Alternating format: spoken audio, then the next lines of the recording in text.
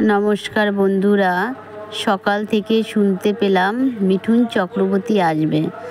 আপনারা তো বুঝতেই পারছেন, গ্রামে মিঠুন চক্রবর্তী আসা মানে সবার রান্না খাওয়া বন্ধ।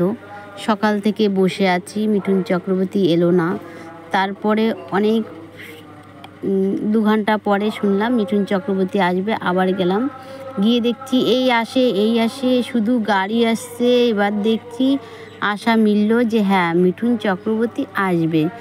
অবশেষে দেখছি দূর থেকে, আর এত লোক হয়েছে যে দেখার উপায় নেই। তাও দেখছি হ্যাঁ, মিঠুন চক্রবর্তী আসছে, এবার বিশ্বাস হলো।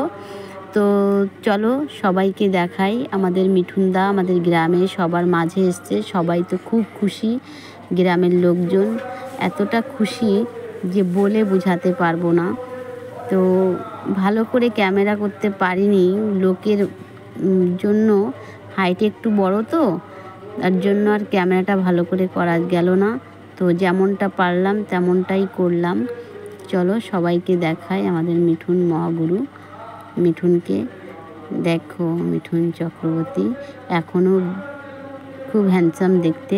তারপরে হাত মিলালাম, হাত মিলিয়ে সবার সঙ্গে তো বাড়িতে আসলাম। এই যে হচ্ছে আমাদের মিঠুন। কেমন হলো বলবে প্লিজ।